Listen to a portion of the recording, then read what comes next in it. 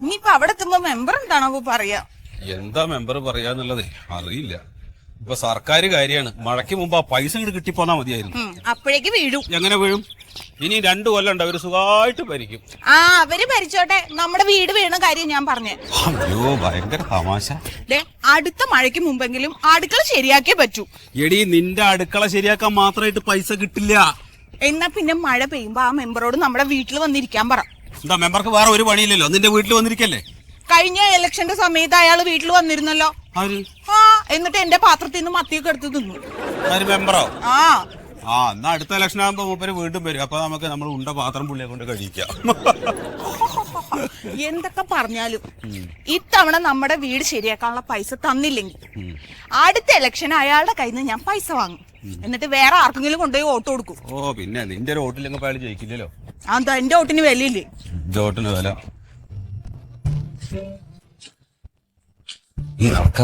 നടക്കല്ലേ? ഇവിടെ ആരും കാണാനില്ലല്ലോ. ഒന്ന് വിളിച്ചു നോക്കിയാലേ. ഇലക്ഷൻ കഴിഞ്ഞ് പോയാൽ പിന്നെ ഒരൊറ്റ ആളും കാണില്ല. വീട്ടിൽ വന്നാലും ആളില്ലേ. എന്താ ചെയ്യാ? ഇവിടെ ഇരിക്കാം. വരണവരെയോ? അല്ലാതെ പിന്നെ.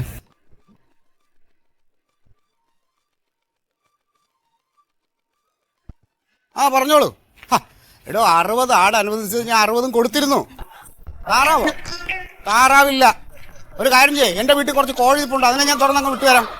എടോ താൻ താറാവിനെ അപേക്ഷിച്ച് കാശ് ഞാൻ ഒപ്പിച്ചു തരാം.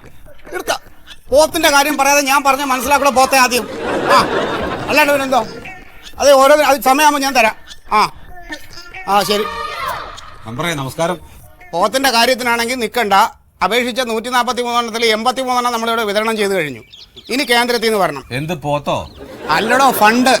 ഞങ്ങൾ അതിനൊന്നും വന്നതല്ല. പിന്നെ ഞങ്ങളെ വീട് ചോർന്നൊലിച്ച് കിടക്കാണ് മെമ്പറെ.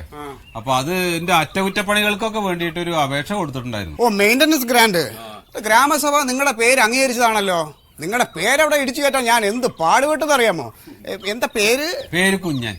വീട്ടിൽ വിളിക്കണ പേരല്ല, സത്യശീലൻ. അതെ, ആ പേര് തന്നെ. അപ്പൊ എല്ലാം ശരിയായില്ലേ മെമ്പറെ? എന്നാ പിന്നെ ഞങ്ങളൊന്നും ചെയ്യണ്ടല്ലോ. ഇനി രണ്ടാളും കൂടെ വീട്ടിന്റെ തിണ്ണെ പോയിട്ടിരുന്ന് പാട്ട് പാടണം. അപ്പൊ പഞ്ചായത്ത് പ്രസിഡന്റും വില്ലേജ് ഓഫീസറും തഹസിൽദാരും കൂടെ നിങ്ങളുടെ വീട്ടിൽ വരും. പഞ്ചായത്ത് പ്രസിഡന്റ് വീട്ടിന്റെ മേളിൽ കയറി ഓട് നിരത്തും. ഇവിടെ വില്ലേജ് ഓഫീസർ സിമന്റും മണലും കൂട്ടി കൊടുക്കും. തഹസിൽദാർ താഴെന്ന് എടുത്തു കൊടുക്കും. അപ്പൊ എല്ലാം ശരിയാവും. മെമ്പറെ, അടുത്ത ഇലക്ഷനും ഞങ്ങളുടെ വോട്ട് മെമ്പറിന് തന്നെയാ. എന്തൊക്കെയാ വേണ്ടതെന്നൊന്ന് പറഞ്ഞു തരോ? അതെ, രണ്ടാളും കൂടെ പഞ്ചായത്ത് ഓഫീസിൽ പോയി ഒരു അപേക്ഷ കൊടുക്കണം. അവിടെ ചെല്ലുമ്പോൾ അവർ വിവരങ്ങളൊക്കെ പറഞ്ഞു തരും. പുതിയ ഏതാണ്ടൊക്കെ നിയമങ്ങൾ മാറിയിട്ടുണ്ട്. എന്നിട്ട് പണി തുടങ്ങാൻ നോക്ക്. എന്നാ ശരി. പിന്നെ മെമ്പറ് പഞ്ചായത്ത് ചെല്ലുമ്പോഴേ ഞങ്ങളുടെ വീട് ആകെ ചോർന്നൊലിച്ചിട്ട് ഭിത്തിയൊക്കെ അതാ പൊളിഞ്ഞു കിടക്കണെന്ന് ഒന്ന് പറയണം, കാര്യമായിട്ട് പറയണം. ഇനി അതെങ്ങാനും ഇടിഞ്ഞു പൊളിഞ്ഞു വീണ് ഞങ്ങൾ മരിച്ച 4-5 കുട്ടികളാണ് സാറേ. കഷ്ടം. അതോർത്ത് വിഷമിക്കണ്ട. അങ്ങനെ ഭിത്തി ഇടിഞ്ഞ് വീണ് മരിച്ചാലും ചില്ലറ കിട്ടാനുള്ള ഒരു പുതിയൊരു വകുപ്പുണ്ട്. നമുക്ക് അതിലൊരു അപേക്ഷ കൊടുക്കാം. ചെന്ന് പഞ്ചായത്ത് ഓഫീസിൽ അപേക്ഷ കൊടുക്കാൻ നോക്ക്. വക പറഞ്ഞാലും മനസ്സിലാവാത്ത കുറെ നാട്ടുകാർ. ഈ കൊരങ്ങന്റെ അടുത്തേക്ക് വരണ്ടാന്ന് ഞാൻ പറഞ്ഞു. മത്തി ഒരു പാത്രത്തിൽ വെച്ചിട്ട് വട്ടി.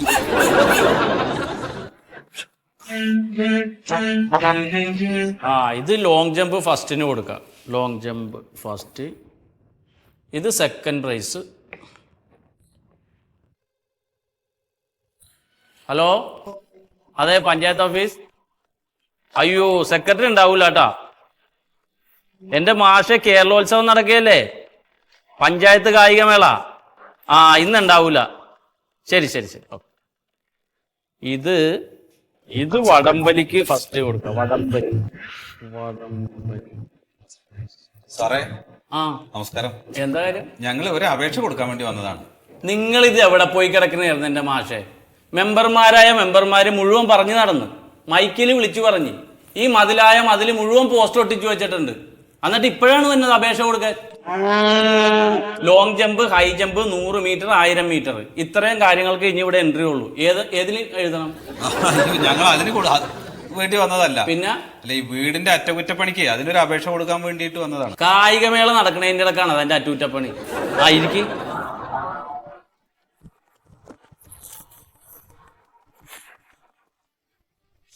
അത് അപേക്ഷ കൊടുത്താലും സെക്രട്ടറി വരുമെന്ന് തോന്നുന്നില്ല. അയ്യോ, അതെന്താ? ഈ പരിപാടിയും കഴിഞ്ഞ് സാംസ്കാരിക സമ്മേളനമൊക്കെ കഴിഞ്ഞിട്ട് വൈകിട്ടാവും. അപ്പൊ ഇന്ന് സെക്രട്ടറി എത്തൂല. അല്ല, എത്ര മാർക്ക് കിട്ടി? എന്ത് മാർക്ക്? എന്താ പേര് പറഞ്ഞത്? പേര് കുഞ്ഞൻ. ശ്ശോ, സത്യശീലൻ. സത്യശീലൻ. സത്യശീലൻ ചേട്ടാ, നമ്മള് ഗ്രാമസഭയിൽ വീടിന്റെ അറ്റകുറ്റപ്പണിക്ക് അപേക്ഷ കൊടുത്താ. ഓ, ആ അപേക്ഷക്ക് എത്ര മാർക്ക് കിട്ടിയെന്നാ ചോദിച്ചത്? അത് പാസ്സായി. A+ ഒന്നുമില്ലോ. A+ ഒന്നും വേണ്ട, പാസ്സായില്ലേ? പാസ്സായി. ആ, അപ്പൊ ആനുകൂല്യം കിട്ടാൻ അർഹതയുണ്ട്. റേഷൻ കാർഡ് കൊണ്ടുവന്നിട്ടുണ്ടോ? ഓ സർ. ആ, എന്നാ അത് കാണട്ടെ.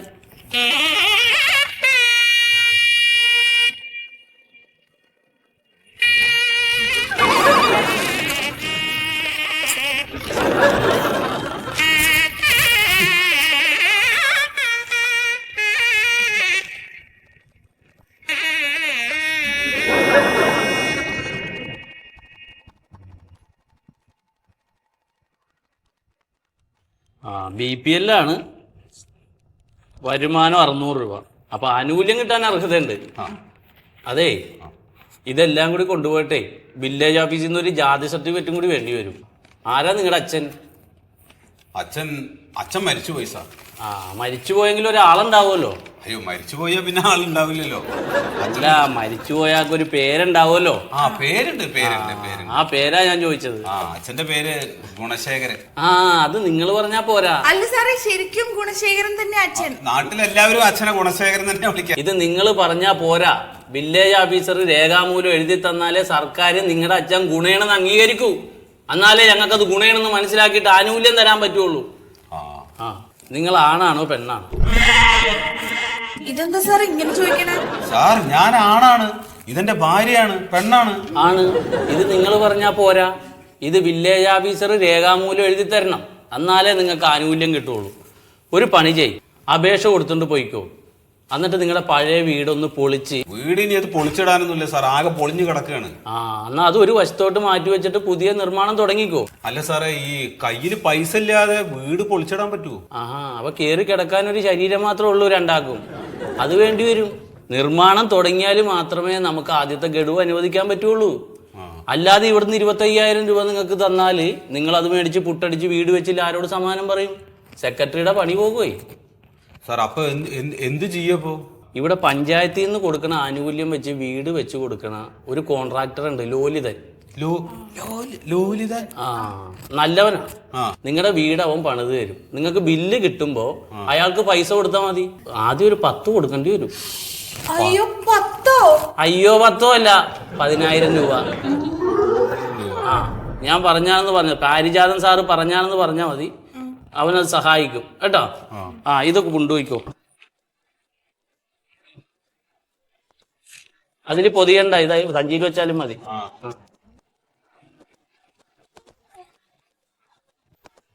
ആ, പോയിട്ട് തിരക്ക് വല്ലതുണ്ടോ? ഇല്ല. അല്ലെങ്കിൽ ആ 100 മീറ്റർ ഓട്ടത്തിലൊന്ന് പങ്കെടുത്താല് ട്രോഫികളൊക്കെ കിട്ടുമായിരുന്നു. ഇപ്പൊ തന്നെ ഓടി.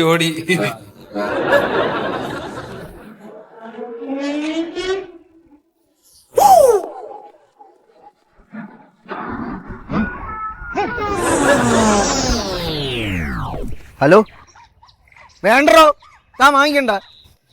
തേക്കിൽ കിട്ടിയും പണിത സാധനങ്ങളൊന്നും കിട്ടൂല. ആ, മുരിങ്ങയിലും ഓമയിലും ഒക്കെ ഉണ്ടാക്കിയ സാധനങ്ങളൊക്കെ ഉള്ളു, വേണമെങ്കിൽ വാങ്ങിച്ചാൽ മതി. പിന്നല്ല. അല്ല, ഇതാര്? ഞാൻ അറിഞ്ഞ് വീടൊക്കെ ഇളിച്ചു പൊടിച്ചളഞ്ഞിട്ട് പഞ്ചായത്തിൽ നിന്ന് മെയിൻ്റനൻസ് ഗ്രാന്റ് വാങ്ങിക്കാനുള്ള പരിപാടിയിലാണല്ലേ? അയ്യോ, ഇതൊക്കെ ആര് പറഞ്ഞൊരു വലിയതാ? ഇതൊക്കെ ഞാൻ അറിയും. ഈ പഞ്ചായത്തിൽ ഒരു കിണർ കുത്തണമെങ്കിലോ വീട് അടിച്ചു പൊളിക്കണമെങ്കിലോ കക്കൂസ് പൊളിക്കണമെങ്കിലോ ഒക്കെ ഞാൻ അറിയും.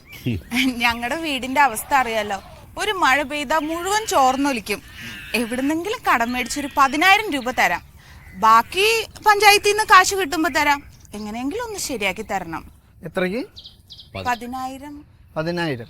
നിങ്ങൾക്കറിയോ, ഇവിടെ അടുത്തുള്ളൊരു ക്ലബിന്റെ വെയിറ്റിംഗ് ഷെഡ് ഇടിച്ചു പൊളിച്ച് കളഞ്ഞിട്ട് പുതിയത് വച്ചപ്പോൾ തന്നെ 30-ന് മേളിലായി.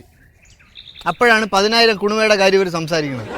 അല്ല, ഇതിപ്പോ ലോലിത പുതിയ വീട് വെക്കാനല്ലല്ലോ, പഴയത് ഒന്നും ഇങ്ങോട്ട് ഇളക്കി മാറ്റി എന്തെങ്കിലുമൊക്കെ ഒന്ന് ശരിയാക്കി അങ്ങനെ ഒന്നിട്ട് വൃത്തിയാക്കി എടുത്താൽ മതി. ആ, പഴയതിനാണ് വില. പഴയതിന്റെ പുറകെ ആൾക്കാരിങ്ങനെ ഓടി നടക്കുകയാണ്. അങ്ങനെയൊന്നും പറയല്ലേ, ഞങ്ങൾക്ക് കയറി കിടക്കാൻ വേറെ സ്ഥലം ഇല്ലാത്തതുകൊണ്ടല്ലേ. എങ്ങനെയെങ്കിലും ഒന്ന് ശരിയാക്കി തരണം. എന്തായാലും പഞ്ചായത്തിന്റെ 25,000 രൂപയ്ക്കൊന്നും ശരിയാക്കാനൊന്നും പറ്റൂല. ഞാൻ വന്നൊന്ന് നോക്കട്ടെ, എന്നിട്ട് ഒരു സൈഡിൽ നിന്ന് പൊളിച്ചെടുക്കാം. പൊളിക്കലും ഞങ്ങൾ പൊളിക്കാം. ഞങ്ങൾ വിളിച്ചോളാം, അത് അത്ര വലിയ പ്രശ്നമല്ല. ഒരു തള്ളു കളി അങ്ങോട്ട് പോകും. എന്നാ സമയം കളയാതെ പോയി ഒരു സൈഡിൽ നിന്ന് തള്ളിയിട്. അയ്യോ ഞങ്ങൾ എവിടെ കിടക്കും? നിങ്ങൾ കിടക്കുന്ന സ്ഥലം മാറ്റിയിട്ട് പയ്യ അങ്ങ് തള്ളിയിട്ടാ മതി. എന്നാ തള്ള തള്ള പോയി തള്ളി.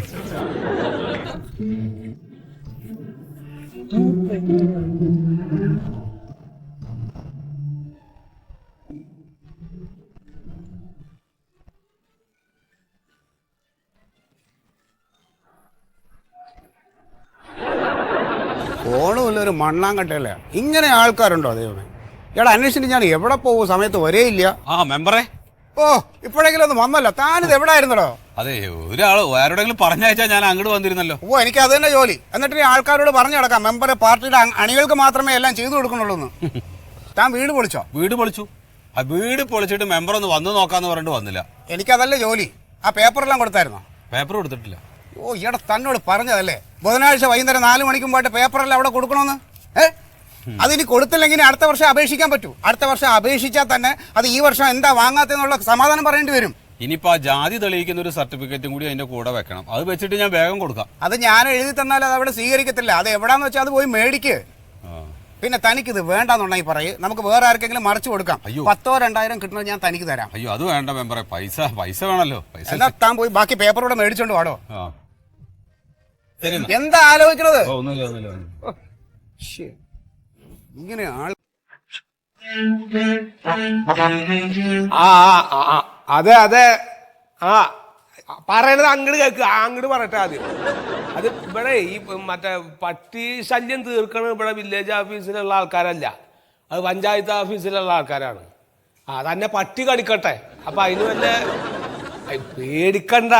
പട്ടി കടിച്ചു കഴിഞ്ഞ് മരിച്ചാൽ അതിനുള്ള ആനുകൂല്യം കിട്ടും വില്ലേജ് ഓഫീസിൽ നിന്ന്. അത് ശരിയാക്കിയപ്പോൾ താൻ ഈ കടി കൊണ്ട താനും കടിച്ച പട്ടിയും ഈ വില്ലേജ് പരിധിക്കുള്ളതാണെങ്കിൽ അത് അങ്ങനെയാണെന്ന് ഞാൻ എഴുതി ഒപ്പിട്ട് തരാൻ പറ്റും.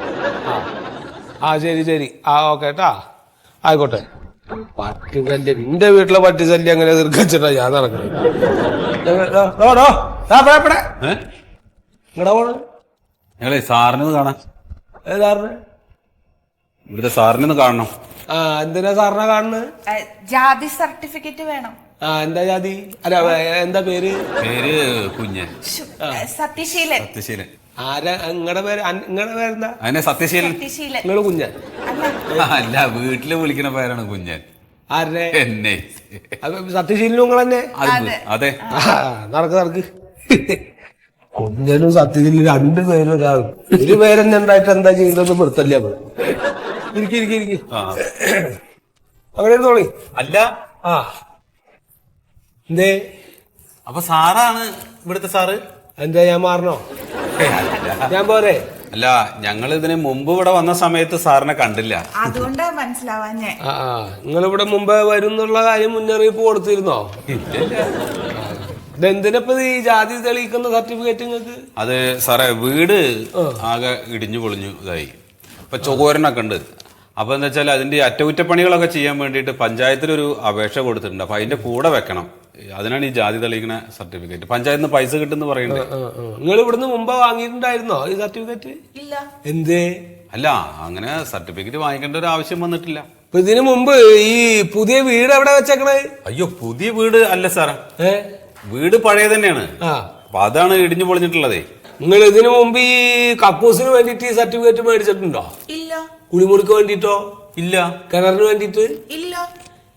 അച്ഛനും അമ്മയും വേറെ ജാതിപ്പെട്ട ആൾക്കാരാണോ? അല്ല. ലോണിന് അപേക്ഷിച്ചിട്ടുണ്ടോ? ഇല്ല. നിങ്ങൾ ഈ ചോദിക്കണേനൊക്കെ ഇല്ല എന്ന് മാത്രം പറയാതെ ഏതെങ്കിലും ഒന്നിനും ഉണ്ട് എന്ന് പറയും. വാർഷിക വരുമാനം 5 ലക്ഷത്തിന് മുകളിലുണ്ടോ? ഉണ്ട്. എന്നിട്ടപ്പൊ നിങ്ങൾ ഈ സർക്കാരിന്റെ 25,000 റുപ്യ കാപ്പിച്ച മേടിക്കാൻ വേണ്ടി വന്നേക്കണേ? അല്ല, സാറ് പറഞ്ഞില്ലേ ഇപ്പൊ എന്തിനെങ്കിലും ഉണ്ടെന്ന് പറയണമെന്ന് പറഞ്ഞില്ലേ? അങ്ങനെ പറഞ്ഞു പോയാണ് അല്ലേ? അല്ലാണ്ട് ഇല്ല എന്നൊക്കെ തന്നെ. എന്താ തന്റെ പേര്? പേര് കുഞ്ഞനല്ലേ? സത്യശീലൻ.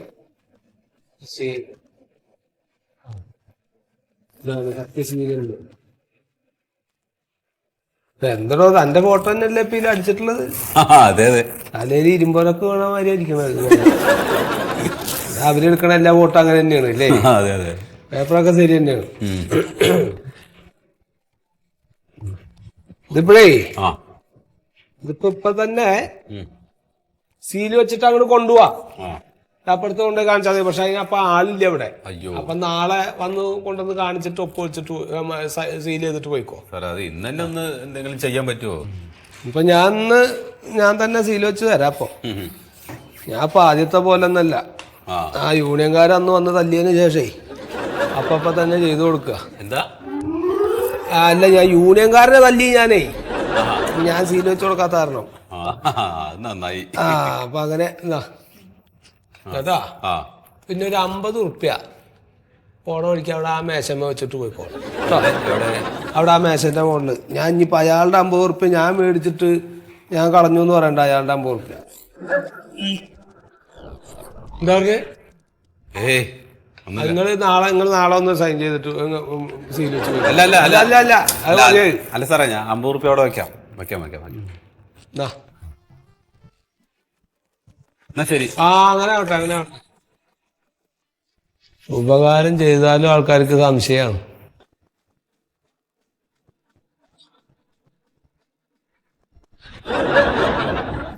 എന്തേ? ഇയാൾ എവിടത്തെയാരനെ? എന്താ കാര്യം? ഞാൻ ഇവിടുത്തുകാരനല്ലാണ്ട്. നിങ്ങളുടെ വീട്ടിൽ ഇന്നലെ VA വന്നായിരുന്നു. ആര്? വില്ലേജ് എക്സ്റ്റൻഷൻ ഓഫീസർ വന്നായിരുന്നു എന്ന്. ആ ഒരു സാറ് വന്നു. എന്നിട്ട് സാറ് വന്നിട്ട് വീട് പുറത്തുനിന്ന് നോക്കി, പിന്നെ അകത്തേക്ക് കയറി ആ ഇടിഞ്ഞു പൊളിഞ്ഞതൊക്കെ നോക്കി, പിന്നെ ആ പൊളിച്ചിട്ട സാധനം ഉണ്ടല്ലോ, പൊളിച്ചിട്ടതൊക്കെ നോക്കിയിട്ട് എന്തൊക്കെയോ കുത്തി കുറിച്ചിട്ട് അയാൾ പോയി. നിങ്ങളുടെ വീടിന് ചുറ്റും വന്ന് പ്രദക്ഷിണം വെച്ചിട്ട് പോകാനല്ല ഞാൻ അങ്ങേരെ അങ്ങോട്ട് പറഞ്ഞു വിട്ടത്. പഞ്ചായത്തിൽ രേഖകളെല്ലാം ഹാജരാക്കുന്നതിന് മുമ്പ് അങ്ങേരെ റിപ്പോർട്ട് എഴുതട്ടെ എന്ന് വിചാരിച്ചിട്ടാണ് ഞാൻ അങ്ങേരെ അങ്ങോട്ട് പറഞ്ഞു വിട്ടത്. അപ്പൊ ഒന്നും കൊടുക്കാതെ അങ്ങ് പറഞ്ഞു വിട്ട്. ഞാൻ കട്ടൻ ചായ കൊടുക്കാന്ന് പറഞ്ഞതാണ്. അപ്പൊ അയാൾ നിന്നില്ല. കട്ടൻ ചായ പിന്നെ ഒന്നാമത് എന്താ വെച്ചാൽ വെപ്പൊക്കെ പുറത്താണേ.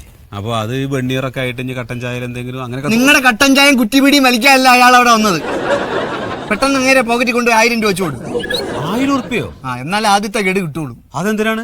ആദ്യത്തെ ഗഡു കിട്ടണമെങ്കിൽ 1000 രൂപ വെച്ചു കൊടുക്കണം. എന്റെ ലോലിത വീട് പൊളിച്ചിട്ടിട്ടല്ലേ ഉള്ളൂ, വീട് പണി തുടങ്ങിയിട്ടില്ലല്ലോ. പൊളിച്ചിട്ട വീടിന് എന്തിനാ ഞാൻ 1000 ഉറുപ്പ്യ കൊടുക്കണത്? നിങ്ങളുടെ പോക്കറ്റിൽ നിന്ന് എടുത്തിട്ടല്ല 1000 രൂപ കൊടുക്കണത്. സർക്കാർ എഴുതുന്ന 25,000 രൂപയെന്ന് ഒരു വിഹിതം സർക്കാർ ജീവനക്കാർക്കും കൂടെ ഉള്ളതാണ്. എന്നാലേ വികസനം പൂർണ്ണമാകൂ. അപ്പൊ രണ്ടാമത്തെ ഗഡുവിനും പൈസ കൊടുക്കണോ? രണ്ടാമത്തെ ഗഡുവിന് എത്ര കൊടുക്കണമെന്ന് ഞാൻ പിന്നെ പറയാം. ഇന്ന് വൈകുന്നേരം 3000 രൂപ എന്റെ വീട്ടിലെത്തിക്കണം. എന്താ ലോലിതാ ഈ പറയണത്? എന്തിനാ 3000 ഉറുപ്പ്യ?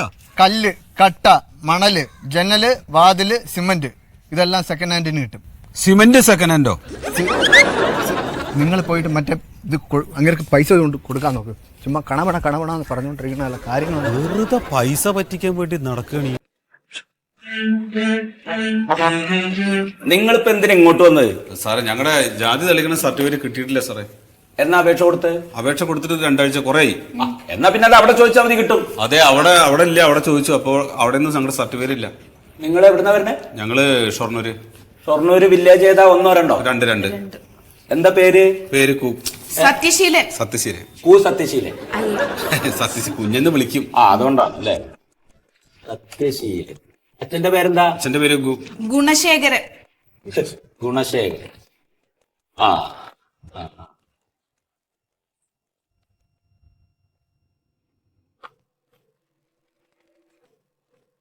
എന്താ പേര് പറഞ്ഞു? സത്യശീലൻ. നിങ്ങൾ മരിച്ചിട്ട് എത്ര കാലായി? ഞാൻ മരിച്ചിട്ടില്ല. അതെ, നിങ്ങൾ തഹസിൽദാരുടെ മുന്നിൽ വന്നിട്ടാണ് ഈ നുണ പറയണെന്ന് ഓർമ്മ വേണം. നിങ്ങളെ വേണമെങ്കിൽ എനിക്ക് പോലീസിനെ പിടിപ്പിക്കാം. അയ്യോ സാർ, എന്താണ് എന്താ ഞങ്ങളോട് ഇങ്ങനെ? എനിക്ക് മനസ്സിലാവണില്ല സാർ. സാർ എന്താ ഈ പറയണേ? ഇതെന്റെ ഭർത്താവാണ്. ഞങ്ങളുടെ വീട് ചോരുന്നുണ്ട്. അതിന്റെ അറ്റകുറ്റപ്പണിക്ക് ഒരു അപേക്ഷ കൊടുത്തു. ഈ മരിച്ചുപോയ ഗ്രഹനാഥൻ എങ്ങനെയാണ് അപേക്ഷ കൊടുക്കണത്? സാറേ ഞാൻ മരിച്ചിട്ടില്ല സാറേ. ഞാനല്ലേ സാറിന് മുമ്പിൽ നിൽക്കുന്നത്. ഇത് നിങ്ങളുടെ വില്ലേജ് ഓഫീസിൽ നിന്ന് അയച്ച കടലാസാണോ? ഇതിൽ ഗ്രഹനാഥൻ ജീവിച്ചിരിപ്പുണ്ടോ ഇല്ലയോ എന്ന് എഴുതിയിട്ട് 2 കോളം കൊടുത്തിരിക്കുന്നുണ്ടോ? ഉണ്ട്, ഇല്ല എന്ന്.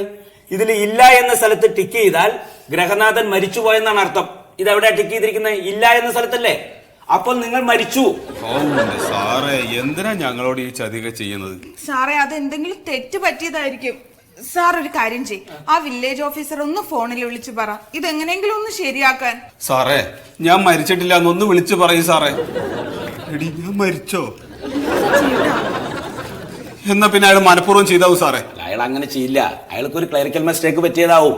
ഇനി നിങ്ങളിപ്പോ ഒരു കാര്യം ചെയ്യൂ, ഞാൻ ജീവിച്ചിരിക്കുന്നുണ്ടെന്ന് പറഞ്ഞ് ഒരു അപേക്ഷ വില്ലേജ് ഓഫീസ് കൊടുക്കുക. അതിന്റെ ഒരു കോപ്പി എനിക്കും തരാം. സാറേ ഇനി എന്തിനാ അപേക്ഷ കൊടുക്കണേ? ഞാൻ ജീവിച്ചിരിപ്പുണ്ടല്ലോ, ഞാനല്ലേ നിക്കണേ സാറേ. പക്ഷെ ഇപ്പൊ നിങ്ങൾ ഞങ്ങളുടെ കണക്കിൽ നിങ്ങൾ മരിച്ചിരിക്കുകയാണ്. ഈ അപേക്ഷ കൊടുത്തിട്ട് പുതിയ സർട്ടിഫിക്കറ്റ് ഉണ്ടാക്കണം. സാറേ അപ്പൊ ഈ സർട്ടിഫിക്കറ്റോ? ഈ സർട്ടിഫിക്കറ്റ് കൊണ്ട് നിങ്ങൾക്ക് ഇനി പ്രയോജനമൊന്നുമില്ല. ഇത് വേണമെങ്കിൽ നിങ്ങളുടെ ഭാര്യയ്ക്ക് ഉപയോഗിക്കാം. എനിക്കെന്തിനാ ഇത്? ഈ സർട്ടിഫിക്കറ്റ് കാണിച്ച് നിങ്ങളുടെ ഭർത്താവ് മരിച്ചു പോയെന്ന് പറഞ്ഞ് വിധവാ പെൻഷൻ അപേക്ഷിക്കാം.